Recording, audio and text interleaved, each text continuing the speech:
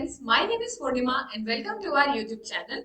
आज की वीडियो में हम बात करने वाले हैं एक स्टेशनरी शॉप के बिल के ऐप के बारे में, जिसमें जो यूजर है हमारा वो कुछ अपने आइटम्स को ऐड कर सकता है। उन जो आइटम उसने ऐड किए हैं उसमें अपडेशन परफॉर्म कर सकता है, आइटम्स को डिलीट कर सकता है एंड एक और काम, वो उन सारे आइटम्स का टोटल भी निकाल सकता है।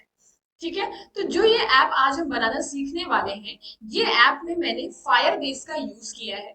तो अपने लेक्चर को स्टार्ट करने से पहले हम सबसे पहले देख लेते हैं कि जो ऐप हमने बनाना सीखने वाले हैं वो एक्चुअली कैसा दिखने वाला है एंड किस तरीके से काम करने वाला है। तो चलिए लेट्स गेट स्टार्ट। तो अभी आपको स्क्रीन पे मेरे फोन की स्क्रीन दिखाई दे रही होगी।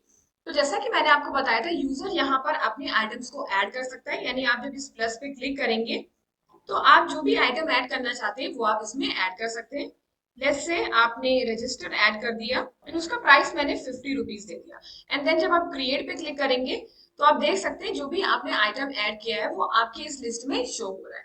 आप इसमें कुछ अपडेशन परफॉर्म कर सकते हैं। लेट्स से मुझे स्पार्कल पेन की प्राइस को चेंज करना है एंड उसे 40 करना है। मैंने अपडेट पे क्लिक किया तो जो हमारे स्पार्कल पेन का प्राइस है वो चेंज होके 40 हो गया। आप चाहें तो इसमें कुछ डिलीट भी कर सकते हैं। जब हम डिलीट पे क्लिक करेंगे तो हमारा एक आइटम डिलीट हो गया है। ऑलराइट, अब जैसा कि मैंने बताया था कि वहां पर यूजर एक और काम कर सकता है, अगर उसे टोटल निकालना है, यानी एक बिल का ऐप बनाना सिखा रही हूँ मैं। तो जब आप टोटल पे क्लिक करेंगे तो जो भी हमारे आइटम्स हैं इसमें लिस्ट में, उन सबका टोटल आपको यहाँ पे देखने को मिल जाएगा। जैसे कि इसका टोटल आ रहा है 185, बिकॉज 135 में जब 50 को ऐड करते हैं तो हमारा 185 आता है। तो जब आप क्लोज पे क्लिक करेंगे तो आपका ये जो पॉपअप विंडो है ये बंद हो जाएगी। तो सेम इसी तरीके से दिखने वाला एक ऐप हम बनाना सीखने वाले हैं। तो इसके लिए आपको सिर्फ दो चीजों की जरूरत होगी, एक आपका लैपटॉप और एक ढेर सारा एक्साइज। तो चलिए let's move on to our Android studio screen. तो हम लोग आ चुके हैं अपने एंड्रॉइड स्टूडियो की स्क्रीन पे। तो हमें क्या करना है, नया प्रोजेक्ट बनाना है। तो हम क्लिक करेंगे न्यू फ्लटर प्रोजेक्ट, उसके बाद नेक्स्ट पे क्लिक करेंगे। देन आपको जो भी इसका नाम देना है, मैं यहाँ पर एक नाम दे देती हूँ बुक शॉप बिल नाम दे देती हूँ मैं इसको। एंड उसके बाद आप क्रिएट पे क्लिक करते हैं। अब देख सकते हैं हमारा जो ऐप है, फ्लटर प्रोजेक्ट है, वो प्रॉपर क्रिएट हो रहा है। तो जब भी हम लोग अपना नया प्रोजेक्ट क्रिएट करते हैं तो बाय डिफॉल्ट हमें मेन डॉट डार्ट में ये कोड लिख के आता है। तो हम सबसे पहले इन सारे कोड को हटा देते हैं। यहाँ पे जितनी भी चीजें हैं हम सबको हटा देंगे। ठीक है, तो इस तरीके से आपको भी अपनी मेन डॉट डार्ट से ये सारी चीजें क्या करनी है, हटा देनी है। अब जैसे कि हम अब यहाँ पे फायर बेस का यूज करने वाले, तो सबसे पहले हम अपने ऐप को अपने फायर बेस से क्या कर ले, कनेक्ट कर लेते हैं। इससे पहले वाले कॉन्टैक्ट लिस्ट वाले वीडियो में भी मैंने आपको फायर बेस से अपने ऐप को कैसे कनेक्ट करना है मैंने सिखाया था।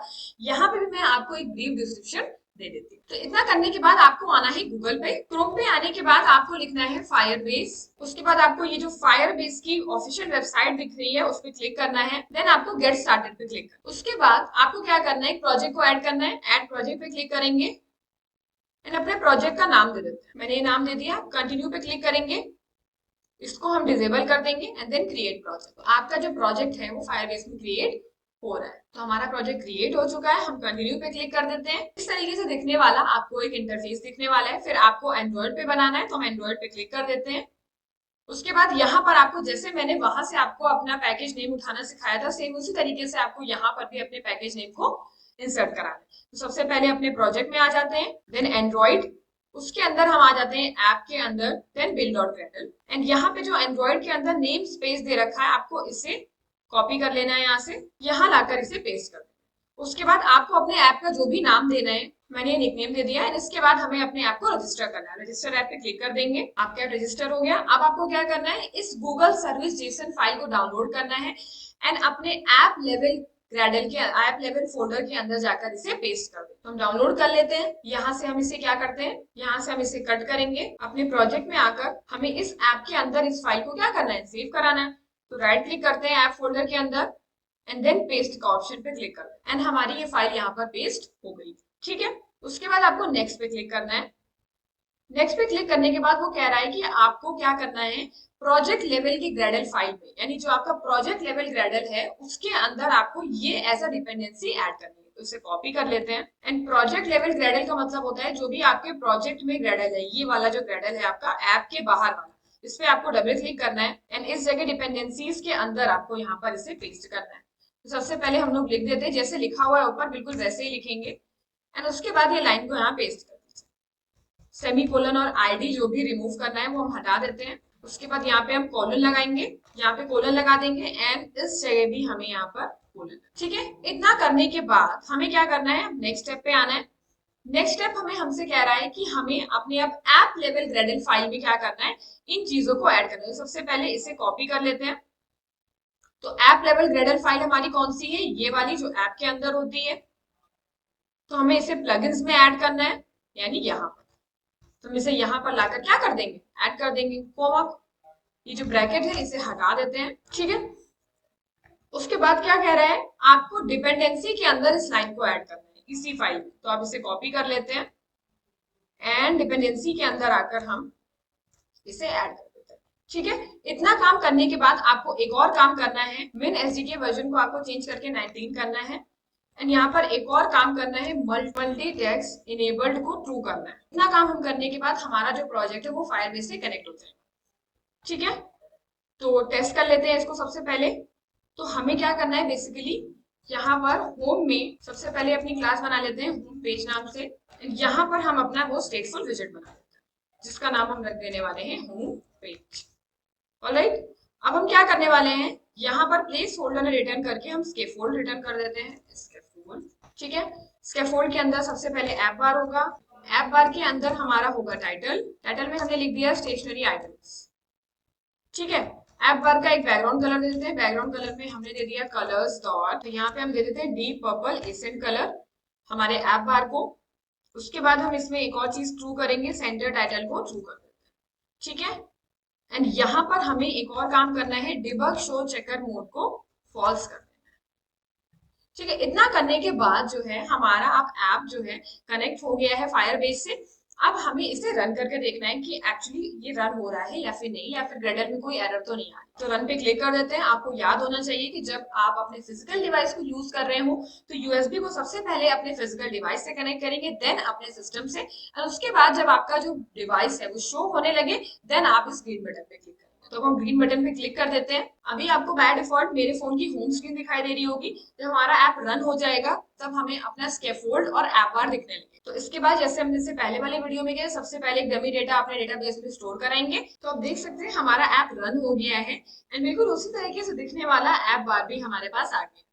ठीक है, इतना काम हमने कंप्लीट कर लिया। अब हम क्या करेंगे, अपने फायरबेस में चले जाते। तो कुछ इस तरीके से आपको एक इंटरफेस दिखेगा जब आप नेक्स्ट पे क्लिक कर रहे होंगे।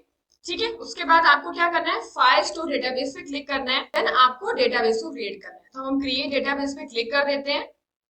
देन आपको स्टार्ट इन टेस्ट मोड पे क्लिक करना है, देन नेक्स्ट पे क्लिक कर देना है। उसके बाद आपको इनेबल पे क्लिक कर देना है and you have to wait for few seconds और आपका डेटाबेस क्रिएट हो जाए। तो आप देख सकते हैं हमारा डेटाबेस क्रिएट हो चुका है, क्लाउड फायर स्टोर। अब हमें क्या करना है, कलेक्शन, जैसा कि मैं आपको बता चुकी हूँ, कलेक्शन का मतलब होता है यहाँ पर टेबल का नाम। तो सबसे पहले हमें अपनी टेबल को एक नाम देना है। तो हमने लिखा स्टार्ट कलेक्शन। कलेक्शन में हमने अपनी टेबल का नाम दे दिया है। ठीक है, मैंने अपनी टेबल का नाम दे दिया है ये। नेक्स्ट पे क्लिक करेंगे।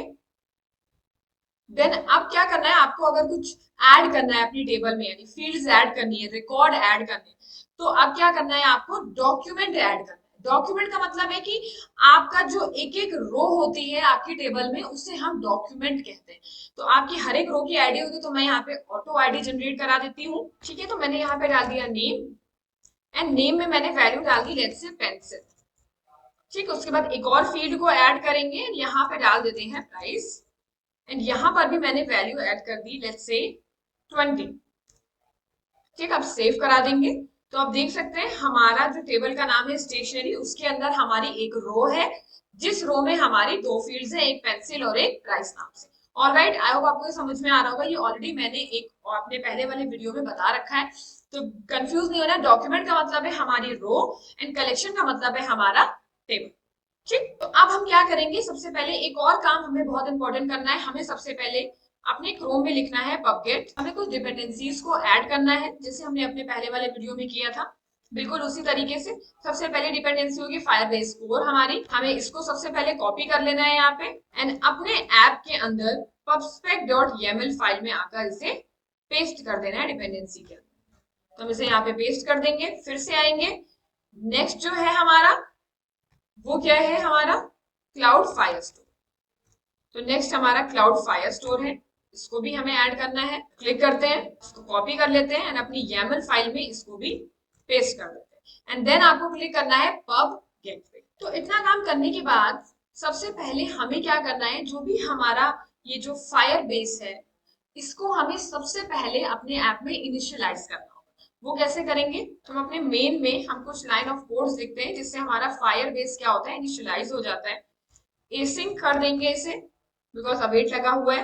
अब ये एरर दे रहा है बिकॉज हमने अपने फायर बेस की जो डिपेंडेंसीज अभी ऐड करी है उन्हें इंपोर्ट नहीं करा है, तो इंपोर्ट करा लेते हैं। यहाँ पे अपना fire base and cloud Firestore दोनों यहाँ पर इंपोर्ट करा।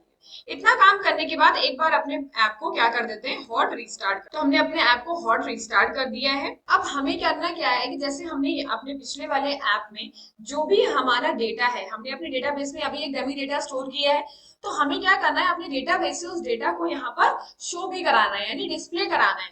तो उसके लिए हम यहाँ पर अपना स्ट्रीम बिल्डर को यूज करते हैं। स्ट्रीम बिल्डर बेसिकली क्या करती है कि वो हमें हेल्प करता है अगर हमारे डेटाबेस में कुछ भी चेंजेस हो रहे हैं, जैसे मैंने कुछ अपडेट किया है, कुछ डिलीट किया है, कुछ ऐड किया है, तो वो हमें यहाँ पर अपने ऐप की स्क्रीन पे रिफ्लेक्ट होता उसी रियल टाइम में दिखाई देता है। ठीक है, तो इतना काम करने के लिए हमें यहाँ पर स्ट्रीम बिल्डर यूज करना है। ठीक है, इससे पहले वाले ऐप में मैं ऑलरेडी बता चुकी हूँ, स्ट्रीम बिल्डर का काम यही होता है। इससे अगर आप मान लीजिए एक स्ट्रीम है ना, आप उसमें आप पहले जो उसमें जितना भी डेटा है उसको तो डिस्प्ले करा दिया, साथ ही साथ अगर आप उसमें कोई और डेटा भी ऐड करा रहे हैं डेटाबेस में, तो वो भी वो रियल टाइम में आपको यहाँ पर रिफ्लेक्ट करेगा। आपको बार बार गेट फंक्शन को कॉल नहीं करना पड़ेगा, इसलिए हम यहाँ पे स्ट्रीम बिल्डर का यूज करते हैं। ठीक है, तो इतना करने के बाद अब हम क्या करेंगे, सबसे पहला काम अपनी फ्लोटिंग एक्शन बटन को बना लेते हैं, जिसकी वजह से हम यहाँ पर अपने डेटा को ऐड करने वाले हैं। ठीक है, तो मैंने यहाँ पर अपना फ्लोटिंग एक्शन बटन बना लिया जिसका कलर मैंने डीप पर्पल एसेंट दिया है, जैसा मेरा ऐप बार का कलर है। उसके बाद मैंने उसमें आइकन ऐड किया है, उसके बाद उसकी पोजीशन को मैंने लिख दिया है एंड फ्लोट, यानी वो एकदम एंड में राइट साइड में कॉर्नर पे दिखा। ठीक, इतना करने के बाद हम करते हैं हॉट रीलोड। तो अब देख सकते हैं हमारा फ्लोटिंग एक्शन बटन यहाँ पे बनके आ रहा है। अब हमें क्या करना है, इतना काम करने के बाद हमें अपने डेटाबेस से डेटा को यहाँ पर दिखाना है। जैसा मैंने आपको बताया था, हम यहाँ पे स्ट्रीम बिल्डर का यूज करने वाले हैं। तो यहाँ पे मैंने बॉडी के अंदर लिया है पैडिंग विजिट को। पैडिंग मैंने ताकि मुझे लेफ्ट और राइट साइड से थोड़ी सी स्पेसेस मिल जाए, उसके अंदर कॉलम यूज किया है। कॉलम क्यों, क्योंकि हर एक चीज एक के नीचे एक आ रही है। उसके बाद मैंने यूज किया स्ट्रीम बिल्डर, जैसा कि मैंने आपको बताया था हम स्ट्रीम बिल्डर क्यों यूज करने वाले हैं। स्ट्रीम के अंदर लिखा है मैंने आइटम डॉट स्नैपशॉट। ठीक है, जो स्नैपशॉट्स होते हैं वो हमारी डेटाबेस से आ रहे होते हैं। अब उस स्नैपशॉट को मैंने इस आइटम डॉट, यानी जो भी हमारी टेबल है उसके रेफरेंस से मैंने इसको एक्सेस किया है। ठीक है, उसके बाद हमने क्या किया है, बिल्डर के अंदर हमने स्ट्रीम स्नैपशॉट, जो स्ट्रीम स्नैपशॉट होते हैं वो एक्चुअल में हमारा डेटा होता है। ठीक है, और मैंने चेक किया क्या हमारे पास कोई डेटा है। अगर हमारे पास कोई डेटा है तो लिस्ट व्यू डॉट बिल्डर आए, अदरवाइज सर्कुलर प्रोग्रेस इंडिकेटर आ जाए जो स्पिन होता है। ठीक, उसके बाद आइटम काउंट पे मैंने लिखा है जो भी स्ट्रीम स्नैपशॉट है वो हमारा डेटा है, यानी स्ट्रीम स्नैपशॉट के अंदर डेटा के अंदर जितनी भी रोज है उनकी लेंथ, अगर 5 रोज है तो यहाँ पर 5 आ जाएगा, 6 है तो 6 यानी 6 लिस्ट व्यू बन जाएंगे। उसके बाद मैंने क्या किया है, ये जो हमारा डेटा है स्ट्रीम स्नैपशॉट का, हर एक रो के अंदर कुछ फील्ड्स हैं, उन सबको मैंने एक डॉक्यूमेंट स्नैपशॉट नाम के वेरिएबल में क्या कर रखा है, स्टोर कर रहे हैं। इसके बाद हम क्या कर रहे हैं, अपना कार्ड रिटर्न कर रहे हैं। वो सारा फॉर्मेट हमारा लिस्ट व्यू तो है, लेकिन उसे हम जो फॉर्मेट दे रहे हैं वो एक कार्ड के अंदर दे रहे हैं, जिसमें हमने यूज किया है लिस्ट टाइल।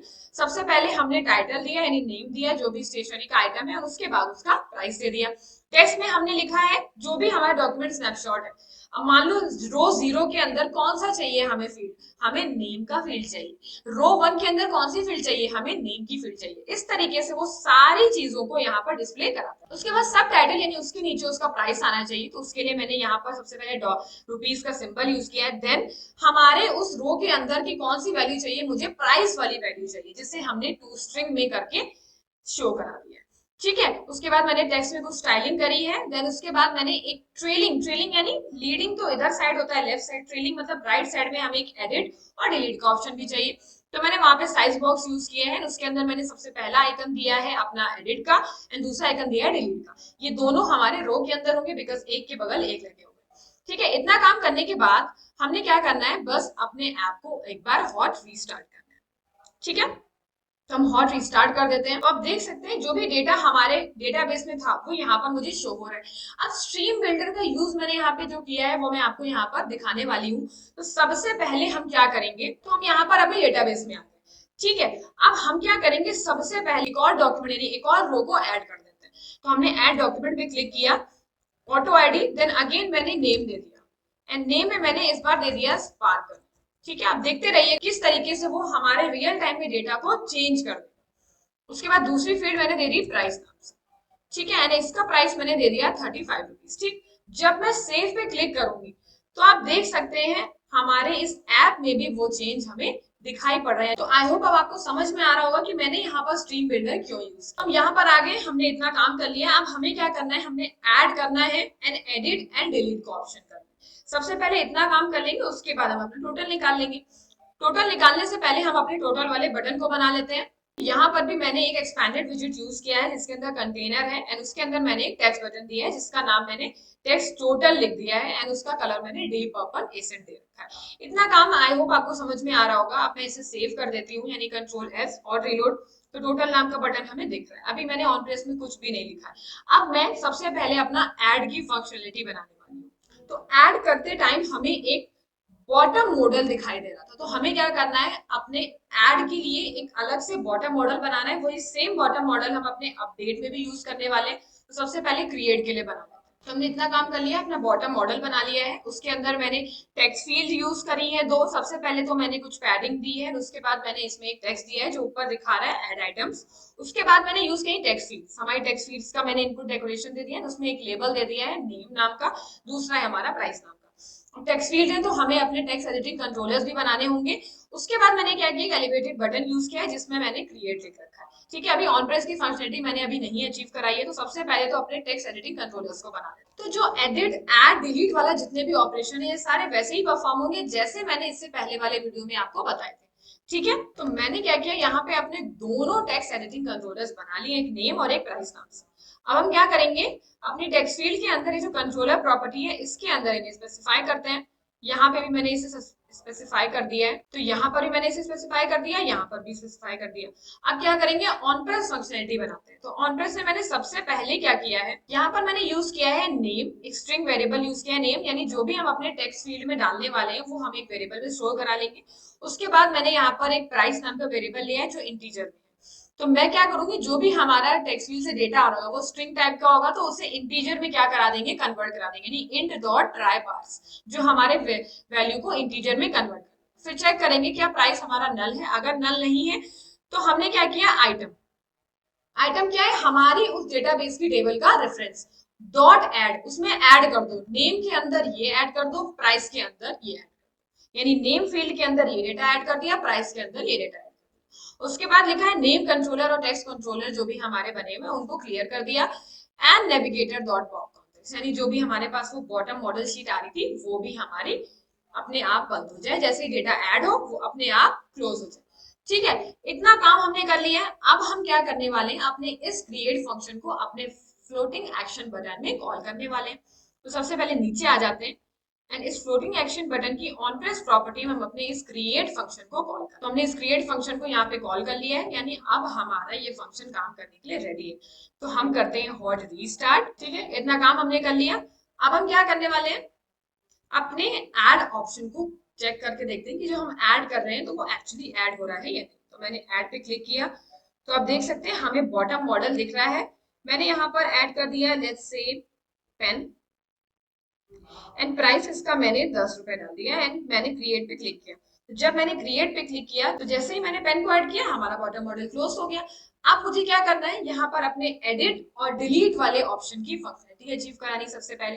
तो जैसे ही मैंने यहाँ पर ऐड करा है वैसे ही मैं एडिट भी करा दूंगी। तो हमें दो फंक्शन बनाने, एक अपडेट नाम से और एक डिलीट नाम। उससे पहले हम क्या करने वाले हैं, सबसे पहले अपने दो और कंट्रोलर बनाएंगे, क्योंकि अपडेट में हमारा एक और अलग फॉर्म आ रहा होगा, तो उनकी टेक्स्ट फील्ड्स में हमारे इस कंट्रोलर वाला जो डेटा है वो नहीं जाना चाहिए, वो वही डेटा उसमें जाए जिसपे हम क्लिक करने वाले। तो उसमें मैंने ये नाम दे दिया है, ठीक, वन हटा दिया। अब हम बनाने वाले हैं अपना अपडेट का फंक्शन। ठीक, तो यहाँ पर मैंने अपडेट नाम का फंक्शन बना लिया है, जहां पर मैं क्या कर रही हूँ, अपडेट में मुझे उस वैल्यू को अपडेट करना है जिस भी रो पे मैं क्लिक कर रही हूँ। तो इसके लिए मुझे उस रो का डेटा यहाँ पे पास करना होगा फंक्शन में, इसीलिए मैंने यहाँ पे डॉक्यूमेंट स्नैपशॉट को पास किया। अब जब मुझे एक्सेस करना है तो हमने चेक किया क्या वो नल तो नहीं है। अगर नल नहीं है तो जो भी हमारी ये जो कंट्रोलर है, जो टेक्स्ट फील्ड है, उसके अंदर हमारे उस डॉक्यूमेंट स्नैपशॉट का नेम वाला डेटा आ जाए जिसपे भी हमने क्लिक किया है, एंड दूसरे वाले पे हमारा प्राइस वाला डेटा आ जाए जिसपे हमने क्लिक किया। ठीक है, उसके बाद हमने फिर से बॉटम मॉडल शीट बनाई है, एंड यहाँ पर मैंने अपडेट आइटम दे दिया है आपके पास टेक्स्ट में, एंड अपने जो कंट्रोलर्स है टेक्स्ट फील्ड के उसको मैंने नेम कंट्रोलर 1 से चेंज करके नेम कंट्रोलर कर दिया, एंड प्राइस को प्राइस कर दिया। ठीक है, उसके बाद मैंने एक एलिवेटेड बटन यूज किया है जो कि अपडेट नाम का है। उसके बाद ऑन प्रेस में मैंने क्या किया है, जो भी आप आपकी टेक्स्ट फील्ड के आपकी टेक्स्ट फील्ड में जो भी डेटा आया है उसमें अपडेट कर सकते हैं। मान लीजिए अगर स्पार्कल आया तो आप स्पार्कल को चेंज करके इरेजर करेंगे, तो जो इरेजर चेंज होगा वो वाला डेटा आपका इस वेरिएबल में आ जाएगा। ठीक है, उसके बाद प्राइस में अगर आपने कुछ चेंज किया तो वो आपका टेक्स्ट फील्ड से उठ के इस वेरिएबल में आ जाएगा। अब फिर हमने क्या किया, लिखा आइटम, यानी हमारी उस टेबल के अंदर उस रो में, डॉक मतलब रो होता है, उस रो में डॉक्यूमेंट स्नैपशॉट आईडी, यानी उस रो की इस आईडी पे हमें क्या करना है, अपडेट ऑपरेशन परफॉर्म करना है। एंड किसको अपडेट करना है, नेम और प्राइस फील्ड को, जो भी डेटा यहाँ पास कर दिया। उसके बाद हमारा नेम और प्राइस कंट्रोलर जो भी टेक्स्ट है वो क्लियर हो जाए, एंड हमारा जो बॉटम मॉडल शीट है वो क्लोज हो जाए। इतना काम कर लिया। अब क्या करना है, हमें अपने डिलीट फंक्शन को बनाना है। सेम इसी तरीके जैसे हमने डिलीट किया है, एडिट किया है, वैसे डिलीट करेंगे, यानी हमारे उस रो की इस आईडी के एलिमेंट को क्या कर दो, डिलीट। ठीक है, तो यहाँ पर मैंने डॉक्यूमेंट स्नैपशॉट भेजा है, डिलीट में हम क्या भेजेंगे, प्रॉपर आईडी को भेज देंगे कि इस आईडी को डिलीट कर। ठीक, तो डिलीट फंक्शन पे आ जाते हैं। हमने क्या किया, सबसे पहले अपना लिखा अवेट डॉट, अब मैंने यहाँ पर लिखा आइटम, आइटम हमारी उस टेबल की इस रो के अंदर इस प्रोडक्ट आईडी को डिलीट कर दो। हमने वहां से डॉक्यूमेंट स्नैपशॉट डॉट आईडी इस वाले फंक्शन में पास कर दी, जो भी डॉक्यूमेंट स्नैपशॉट उसमें पूरा डेटा है। हमने डॉट आईडी लिखा तो आईडी मिली, डॉट नेम लिखा तो नेम मिला, डॉट प्राइस लिखा तो प्राइस मिला। तो डॉट आईडी करके हमें प्रोडक्ट की आईडी मिल गई, हमने वो प्रोडक्ट की आईडी को उठाया एंड उस वाली आईडी को डिलीट कर दिया। इतना काम किया। जैसे डिलीट हो तो हमें एक स्कैफोल्ड मैसेंजर मिला, आपने देखा था स्नैक बार जो ऐसे नीचे से पॉपअप होके आपको दिखाई दे रहा था छोटा सा, उसमें लिख के आ जाएगी you have successfully recreated an ad. ठीक, इतना काम करने के बाद अब हमें अपने अपडेट और डिलीट फंक्शन को कहाँ कॉल करना है, अपने इन आइकन्स में कॉल करना है। तो सबसे पहले यहाँ पे आ जाते हैं, यहाँ पर हम कॉल कर देते हैं अपने इस अपडेट फंक्शन को। ये रहा हमारा अपडेट फंक्शन, तो हमने इसको यहाँ पर कॉल कर दिया। कॉल करने से पहले हम यहाँ पे भेजेंगे डॉक्यूमेंट स्नैपशॉट। ठीक है, जो भी हम जिस पे भी क्लिक कर रहे हैं वो वैल्यू यहाँ पे चली जाए। उसके बाद ऑन प्रेस में मैंने यहाँ पे क्या किया, डिलीट फंक्शन को कॉल कर दिया। डिलीट में कॉल करने के बाद हमने यहाँ पे लिखा है डॉक्यूमेंट स्नैपशॉट डॉट आईडी, हमने यहाँ पर इसको स्पेसिफाई, इतना काम कर लिए, यानी अब हमारा एडिट और डिलीट वाला ऑप्शन काम कर। अब बचा हमारा सिर्फ टोटल वाला। तो सबसे पहले हॉट रीस्टार्ट कर लेते हैं। तो रीस्टार्ट हो गया हमारा ऐप, हम इसी को एडिट करते हैं, पेन को। मैंने एडिट पे क्लिक किया तो हमें अपडेट का ऑप्शन मिल गया। मैं 10 रुपए से इसे 20 रुपए कर देती हूँ एंड अपडेट पे क्लिक करते हैं। तो आप देख सकते हैं जैसे ही अपडेट हुआ वहां पे हमारा प्राइस भी अपडेट हो गया जो हमने अपडेट किया। अब डिलीट करना है, मैं डिलीट पे क्लिक किया तो हमें एक स्नैक बार दिखा, you have successfully deleted an item.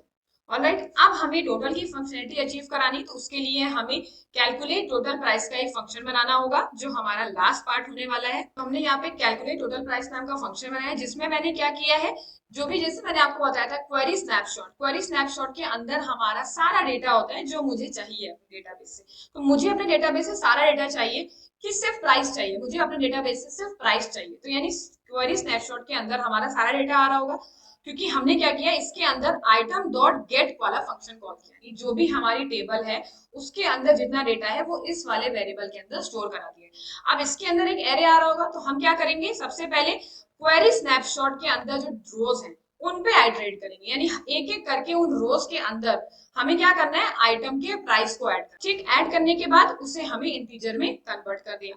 Convert करने के बाद अब क्या करना है, डायलॉग बॉक्स के अंदर हमें इसी टोटल प्राइस को डिस्प्ले भी कराना है। तो हमने उसमें लिख दिया टोटल प्राइस, देन कंटेंट के अंदर मैंने टेक्स्ट में पास किया है सबसे पहले रूपी का सिंबल, देन जो भी हमारा टोटल प्राइस है उससे मैंने यहाँ पर पास कर।